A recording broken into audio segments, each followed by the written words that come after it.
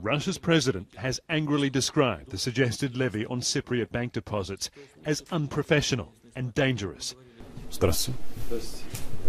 Alexei Kudrin is close to Vladimir Putin. He was Russia's finance minister for 11 years, and he also believes the suggested levy was unfair. But he says it would have solved the problem quickly. I think it would be an acceptable decision for Cyprus. Of course, it carries a high risk for surrounding countries who believe that the same situation might be implemented and they would lose trust in their banking system. Greece, Italy, Portugal, Spain, the trust would be lost. But in the case of Cyprus, this levy could have been the best option. Kudrin says Moscow is angry because it wasn't consulted.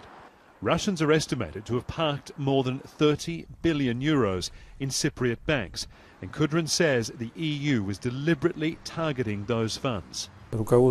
They were guided by the motivation that Russian deposits should be safe with the help of Russian money. The Cypriot finance minister has been shuttling between meetings around Moscow, hoping Russia will help plug the gap in the EU's rescue package. He says they're talking about banking and gas.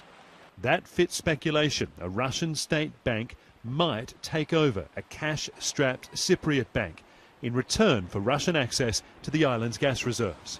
If you were the finance minister, would you say that Russia should buy a Cypriot bank at this time?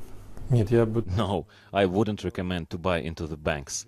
In the moment, they are worth nothing. Kudrin believes Russia should contribute in some way to bailing out Cyprus.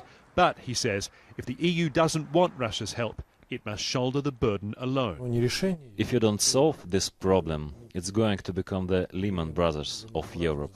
That would be bad for Europe and bad for Russia.